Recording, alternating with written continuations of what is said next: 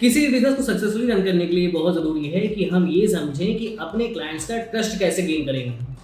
और जब बात आती है किसी सर्विस बिजनेस की या फिर ड्रॉप सर्विसिंग बिजनेस की, तो यहाँ पर ये बात और भी टफ हो जाती है, क्योंकि यहाँ पर हम कोई फिजिकल प्रोडक्ट डिलीवर नहीं करने वाले।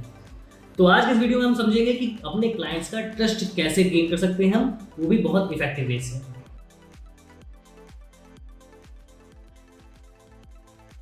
कोई भी सर्विस बिजनेस करते टाइम या फिर ड्रॉप सर्विसिंग करते टाइम हमारे सामने एक बहुत बड़ी प्रॉब्लम आती है कि इनिशियल लेवल पे क्लाइंट्स हमको एडवांस देने को तैयार नहीं होते।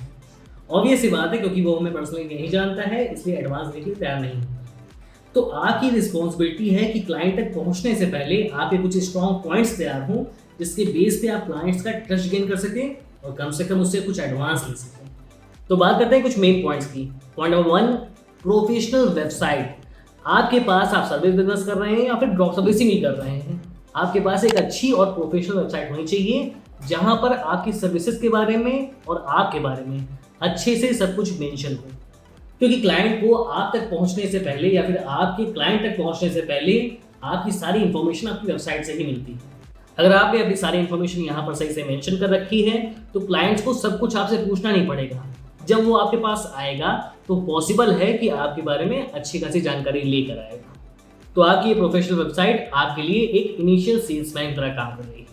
सेकंड पॉइंट, अपने बारे में ट्रांसपेरेंट रहिए। आप वेबसाइट बना रहे हैं या फिर आप किसी से इंट्रो कर रहे हैं, अपने बारे में किसी क्लाइंट को बता रहे हैं, तो आपको अपने बारे में बताते टाइम ट्रांसपेरेंसी रखनी चाहिए। आपने क्या काम किए पहले, आपकी क्या एक्सपर्टीज है, आपकी टीम साइज क्या है। अगर आप ये सारी बातें अपने पोटेंशियल कस्टमर को ट्रांसपेरेंसी के साथ बता देते हैं, तो उसको आपके साथ काम करने में प्रॉब्लम कम होगी और ज़्यादा ट्रस्ट गेन हो पाएगा आपका। थर्ड पॉइंट आता है client testimonials and case studies. आपको ये ध्यान रखना होगा कि आपके क्लाइंट से जो भी टेस्टिमोनियल्स हैं, उनकी जो केस स्टडीज है, उन्होंने कैसे आपकी सर्विसेज यूज़ की और कैसे उनको इससे फ़ायदा हुआ, ये सारी चीज़ें आपको क्लाइंट नेम के साथ अपनी वेबसाइट पर मेंशन करना चाहिए। इससे आपके पोटेंशियल कस्टमर को बहुत ज़्यादा इफेक्ट पड़ता है, क्योंकि यहाँ पर आपका ये पोटेंशियल कस्टमर थोड़ा सा रिलेटेबल फील कर पाता है। चौथा पॉइंट आता है, आपको अपनी वेबसाइट पर क्वालिटी कंटेंट पोस्ट करना चाहिए। ये एक ऑब्वियस सी बात है कि अगर आप अपनी वेबसाइट पर एक क्वालिटी कंटेंट पोस्ट कर रहे हैं, तो पहली बात तो वहाँ पर ट्रैफिक ज़्यादा बढ़ेगा, और दूसरी बात, जो भी लोग वहाँ पर लैंड हो रहे हैं वो आपका कंटेंट को पढ़ेंगे, और अगर आपका ये कंटेंट अच्छा है तो आप as a industry expert present हो पाएंगे। पांचों point, engage on social media. Social media एक अच्छा प्लेटफॉर्म है, बहुत स्ट्रॉन्ग प्लेटफॉर्म है अपने पोटेंशियल कस्टमर से और अपने कस्टमर से इंटरेक्ट करने के लिए। तो अगर आप अपने सोशल मीडिया पर कंटेंट पोस्ट करते हैं या फिर जो भी लोग क्वेश्चन पूछ रहे हैं सोशल मीडिया पर आपकी इंडस्ट्री से रिलेटेड, उसके आंसर देते हैं, तो यहाँ पर भी एज ए इंडस्ट्री एक्सपर्ट आप अपने आप को प्रेजेंट कर पाएंगे और यहाँ से आपका ट्रस्ट भी ज़्यादा जनरेट होगा। 6 पॉइंट, आप अपने क्लाइंट को गारंटीज ऑफर कर सकते हैं। अगर आप एक पर्सन से फर्स्ट टाइम इंटरेक्ट कर रहे हैं, तो ऑब्वियस सी बात है वो पर्सन आप पे ट्रस्ट नहीं करेगा, आपको पे नहीं करेगा। तो उस पर्सन को कन्विंस करने के लिए आप किसी टाइप की गारंटी ऑफर कर सकते हैं।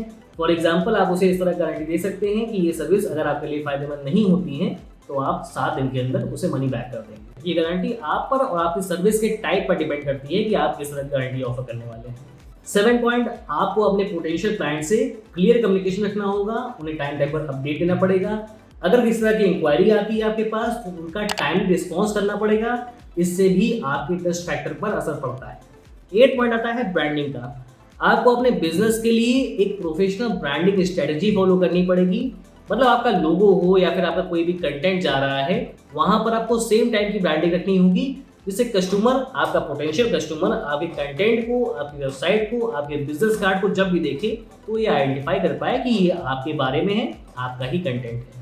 9 पॉइंट आता है कोलैबोरेशन का। आपको अपनी इंडस्ट्री के और भी प्रोफेशनल्स के साथ कोलैबोरेट करना चाहिए। इससे आपकी एक अच्छी नेटवर्किंग बिल्ड होगी।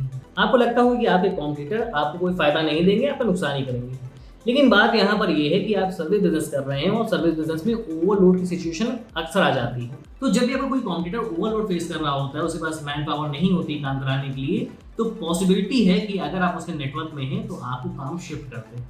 तो यहाँ पर आपको क्लाइंट से बेनिफिट मिल सकता है। और इस केस में अगर एक एस्टेब्लिश्ड प्रोफेशनल आपको इंट्रोड्यूस कर रहा है किसी क्लाइंट के साथ, तो यहाँ से आपका ट्रस्ट बिल्डिंग अच्छी होगी। 10 पॉइंट आता है कि आपको अपनी एक ईमेल लिस्ट बिल्ड करनी चाहिए। फायदा इस ईमेल लिस्ट का ये होता है क्योंकि ये ईमेल लिस्ट पूरी तरह से रिफाइंड है, जो कि आपके टारगेटेड कस्टमर है। अब इन टारगेट कस्टमर्स को आप सोशल मीडिया के थ्रू टारगेट कर सकते हैं या फिर ईमेल मार्केटिंग से भी टारगेट कर सकते हैं और अपने बारे में इन्हें रिमाइंड कर सकते हैं और अगर ये लोग आपसे परचेज भी नहीं करते हैं तब भी इनके मन में आप एज अ ब्रांड रजिस्टर कर पाएंगे, क्योंकि लगातार ये आपसे जाने अनजाने में इंटरेक्ट हुआ करते हैं। 11 पॉइंट आता है ऑफर वैल्यू फर्स्ट। जब भी क्लाइंट आपसे कुछ काम करवाना चाहता है तो उसके मन में बहुत बड़ा डर होता है कि एडवांस पे करने के बाद अगर आपने उसका काम नहीं किया तो उसका क्या होगा, उसका पैसा मर जाएगा। तो यहाँ पर आपके पास ये रास्ता है कि आप 3 दिन या फिर 4 दिन की सर्विस उसे फ्री प्रोवाइड करा सकते हैं।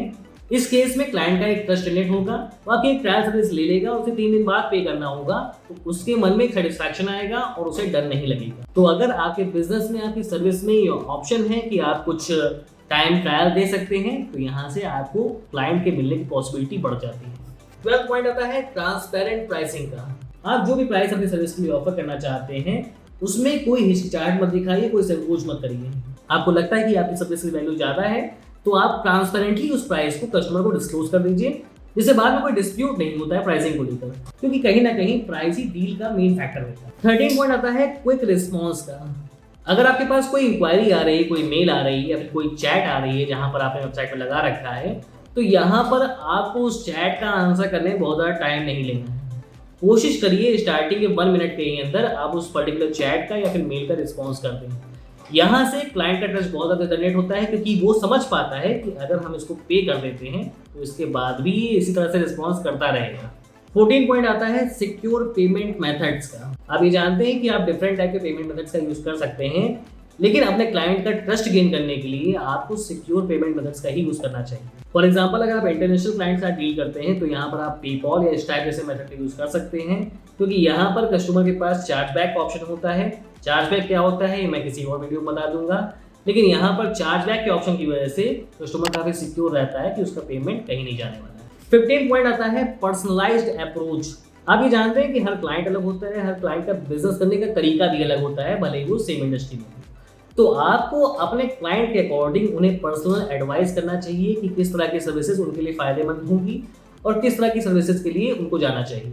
आप जब इस तरह की सलाह क्लाइंट को देते हैं तो यहाँ पर उसका ट्रस्ट ज़्यादा बढ़ जाता है, क्योंकि वो ये समझ पाता है कि उसके बिजनेस के बारे में आपको भी अच्छी खासी नॉलेज। 16 पॉइंट आता है प्राइवेसी एंड डेटा सिक्योरिटी। जब आप किसी क्लाइंट के लिए काम करते हैं तो ऑब्वियस सी बात है कि उस क्लाइंट के बिजनेस के बारे में, उस क्लाइंट के बारे में आपके पास कुछ इन्फॉर्मेशन आएगी, कुछ डेटा आएगा। तो यहाँ पर आपको क्लाइंट को कन्विंस करना होता है कि ये जो भी डेटा आपके पास आ रहा है, जो भी इन्फॉर्मेशन उस बिजनेस की आ रही है आपके पास, उसे आप पूरी तरह से सिक्योर रखेंगे और कहीं भी डिस्क्लोज नहीं करेंगे। अगर आप इस तरह का कमिटमेंट दे पाते हैं क्लाइंट को तो यहाँ से भी उसका ट्रस्ट बढ़ जाता है। और 17 और लास्ट पॉइंट आता है कि आपका काम ही बोलता है, आप कुछ भी कर लें, अगर आप कंसिस्टेंटली क्लाइंट को अच्छा काम डिलीवर कर पाते हैं, अच्छी सर्विस डिलीवर कर पाते हैं, तो यहाँ से क्लाइंट का ट्रस्ट और बढ़ जाता है और इससे पूरी इंडस्ट्री में आपका ट्रस्ट डेवलप होता है। तो आपको कंसिस्टेंटली अच्छा काम डिलीवर करना पड़ेगा अपने हर क्लाइंट को। तो ये थे कुछ पॉइंट्स जिनसे आप ये समझ सकते हैं कि अपने क्लाइंट्स पे और इंडस्ट्री पे आप एक अच्छा ट्रस्ट कैसे बिल्ड कर सकते हैं और अपना बिजनेस बढ़ा सकते हैं। अगर वीडियो में कोई बात समझ में नहीं आई हो, कोई डाउट रह गया हो तो कमेंट सेक्शन में पूछ लीजिएगा। और अगर टॉक्स के बारे में और भी ज़्यादा इन्फॉर्मेशन चाहते हैं तो इस प्लेलिस्ट को फॉलो कर लीजिएगा। यहाँ पर आपको टॉक्स के बारे में पूरी इन्फॉर्मेशन मिल जाएगी। अभी के लिए बाय।